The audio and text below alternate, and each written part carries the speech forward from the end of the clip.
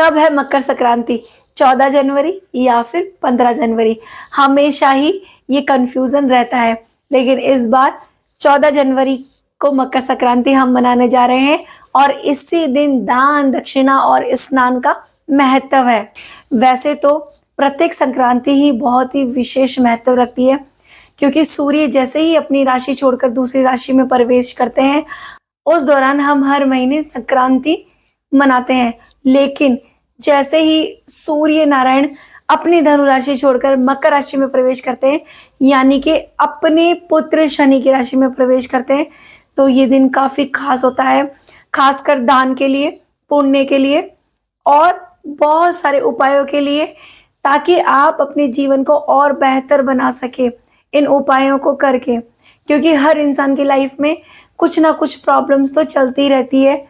कुछ हमारे कर्म होते हैं जो पिछले जन्म में हमने किए होते हैं, लेकिन हमें नहीं पता होता है। कर्मों का हम प्रायश्चित करने के लिए समय समय पर दान पूजा पाठ करते रहते हैं। तो आइए जानते हैं इस वीडियो के माध्यम से कौन से वो खास उपाय हैं जिनको करने से आप अपने कर्मास को सुधार सकते हैं और अपनी लाइफ को बहुत अच्छा बना सकते हैं। इससे पहले नमस्कार दोस्तों, मैं रिया रामेश्वर और आप सभी का स्वागत है मेरे इस चैनल में, जिसका नाम है वैदिक एस्ट्रो बाय रिया। आवाज़ बहुत ज़्यादा खराब हो रही है, थोड़े से उसके लिए सॉरी। मकर संक्रांति का त्यौहार शुक्ल पक्ष की द्वादश तिथि को मनाया जाता है पोष महीने में, और जैसे ही सूर्य नारायण भगवान धनु राशि को छोड़कर मकर राशि में प्रवेश करते हैं, इसको मकर संक्रांति कहा जाता है। इस दिन विशेष रूप से विशेष उपाय किए जाते हैं जिनका हमें चिरकाल तक लाभ मिलता है। तो बढ़ते हैं उपायों के क्रम में। पहले उपाय की बात कर लेते हैं। जिन लोगों को भी ऐसा लगता है कि उनकी किस्मत उनके साथ नहीं देती है, काम बनते बनते बिगड़ जाते हैं और वो कहीं ना कहीं अपनी किस्मत को दोष देते हैं, उन लोगों को सवेरे में स्नान करके सूर्य नारायण भगवान को जल अर्पित करना चाहिए और इस जल में विशेष तौर पर काले तिल का प्रयोग करना चाहिए। जैसे ही आप काले तिल डालकर सूर्य नारायण भगवान को अर्पित करेंगे वो जल, उससे आपकी बंद किस्मत के दरवाजे खुल जाएंगे और आपको भी आपके भाग्य का साथ या किस्मत का साथ मिलना शुरू हो जाएगा। उपायों में कर लेते हैं दूसरे उपाय की बात। मकर संक्रांति के दिन आपको सवेरे में जल्दी स्नान करना चाहिए।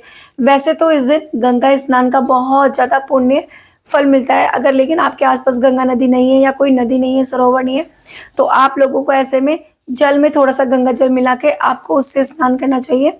इससे आपके जितने भी रोग शोक है उनका नाश होता है। और थोड़े से काले तिल भी आप उसमें डाल सकते हैं। ये भी सोने पे सुहागा होगा और आपके जितने भी कष्ट होते हैं, चाहे वो शारीरिक हो या फिर मानसिक या फिर आर्थिक, उनसे आपको छुटकारा मिलेगा। अब बात करते हैं उपायों में तीसरे उपाय की। वैसे मैं हमेशा समय समय पर बताती रहती हूँ कि आप जब भी कोई विशेष दिन आए तो अपने पितरों का तर्पण करना, उनके लिए कुछ आप डोनेशन करिए, उनके नाम से आप कुछ खाना वाना खिलाइए लोगों को, ताकि उनकी जो कृपा है वो आपको मिलती रहे। क्योंकि बिना पितरों की कृपा के आपको मैटेरियल बेनिफिट नहीं मिल सकता।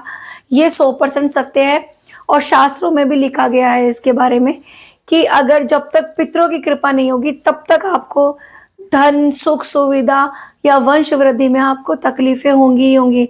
तो मकर संक्रांति का दिन बेहद खास है अपने पितरों को याद करने के लिए और उनको तर्पण करने के लिए।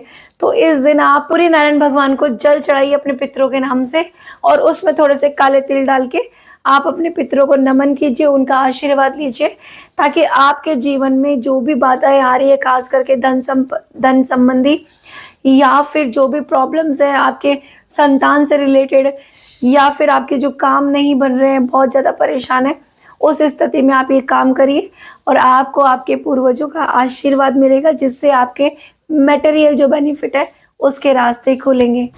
अब बात करते हैं दान की, क्योंकि मकर संक्रांति का दिन ही खासकर विशेष दान के लिए ही बना हुआ है।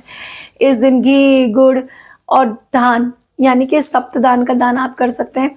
बहुत ही विशेष होता है। खास करके जो भी लोग होते हैं, गरीब लोग होते हैं, ज़रूरतमंद लोग होते हैं, उनको आप सर्दी का टाइम में कंबल आप दान में दीजिए या कोई गर्म कपड़ा आप दान में दीजिए। उससे आपके पितृ भी खुश होंगे और आपके देवी देवता का आशीर्वाद आपको मिलेगा, ताकि आपकी जितनी भी अटकलें हैं आपके रास्ते में, खास करके काम संबंधी अटकलें, खासकर व्यापार मंदा चल रहा है तो उसमें आपको बहुत तरक्की मिलेगी। अगर आपकी पॉकेट अलाउ नहीं करती है ऐसा करने के लिए, तो आप इस दिन खिचड़ी बनवा कर भी जरूरतमंद लोगों में दान कर सकते हैं। इससे भी आपके भाग्य के रास्ते खुलेंगे, बंद किस्मत के दरवाजे खुलेंगे और आपको बहुत लाभ इससे मिलेगा। अगर लगातार घर में बीमारियां हो रही है तो उस बीमारियों में भी राहत आपको मिलना शुरू होगी। देखिए, मकर संक्रांति का दिन है और सूर्य नारायण की अगर हम आराधना ना करें तो ऐसा तो अधूरा ही रह जाएगा। तो इस दिन सवेरे में उठ के आपको सूर्य भगवान को अर्घ देना है। इसके बाद में आप वहाँ पे बैठ के या तो गायत्री मंत्र का जाप कर सकते हैं, और मैं समय समय पे बताती हूँ आदित्य हृदय स्तोत्र का पाठ करने से आपके सूर्य काफ़ी मजबूत होते हैं, या फिर आप सूर्य चालीसा का पाठ कर सकते हैं। ऐसा करने से आपके द्वारा जो भी अनचाहे पाप हो रखे होते हैं, क्योंकि हम चाहे या ना चाहे हमसे जाने अनजाने में कुछ ना कुछ तो गलतियां होती ही है, और कोई भी इंसान परफेक्ट नहीं है, सबसे गलतियां होती है, चाहे जानबूझकर हो चाहे अनजाने में हो। ऐसा करने से हमें जो अनचाहे दोष लगते हैं उनकी मुक्ति होती है, और ग्रहों के राजा सूर्य यानी भुवन भास्कर का हमें बहुत आशीर्वाद मिलता है। तो इस दिन विशेष करके आप ये कार्य करिए ताकि आपके भी जीवन में सकारात्मकता आए, आपके जीवन में भी बदलाव आए। चावल का दान, गुड़ का दान और तिल का दान आपको मकर संक्रांति के दिन विशेष रूप से करना चाहिए, यानी कि 14 जनवरी 2025 को आपको ये दान करना चाहिए। इससे बहुत आपको लाभ मिलेगा। अब बात करते हैं आज के खास और आखिरी उपाय की। इस दिन गौशाला में जाके आप गाय माता की अवश्य ही सेवा करिए। वैसे तो इस दिन बहुत ज़्यादा मात्रा में गाय माता को गुड़ खिलाया जाता है, तो मैं तो कहूँगी कि आप गुड़ ना खिलाएं, क्योंकि ऑलरेडी नहीं तो ऐसा करने से उनकी तबीयत बहुत ज़्यादा खराब हो जाएगी। तो अगर उनको वैसे भी गौशाला में बहुत ज़्यादा गुड़ अगर लोगों ने खिला दिया है तो आप इसका अल्टरनेटिव ढूंढ लीजिए। आप ग्रीन चारा खिला सकते हैं, या फिर आप कोई ऐसा दान दे सकते हैं जो बाद में गौ माता के काम आ सके। जैसे अधिकतर गौशालाओं में उनकी सेवा की जाती है, बीमारी के लिए डॉक्टर्स आते हैं, या कुछ दवाइयाँ होती है, इंजेक्शन होती है, आप उनकी व्यवस्था कर दीजिए। इससे भी आपको बहुत लाभ मिलेगा, और आपके बच्चों पर, आपके परिवार पे जो भी संकट आएंगे उनका सबका नाश होगा। तो इस तरीके से मैंने आपको बताया है मकर संक्रांति का महत्व और कुछ खास उपाय जिनको आप करके अपना जीवन और भी बेहतर बना सकते हैं। अगर आपको ये वीडियो अच्छी लगी तो प्लीज़ वीडियो को लाइक कीजिए। चैनल पे अगर आप नए हैं तो प्लीज़ मेरे चैनल को सब्सक्राइब करिए, वीडियो को ज़्यादा से ज़्यादा शेयर करिए ताकि इस वीडियो का लाभ सबको मिल सके। आप सभी को संक्रांति की बहुत बहुत शुभकामनाएं। मिलते हैं नेक्स्ट वीडियो में नेक्स्ट जानकारी के साथ में। तब तक के लिए राधे राधे।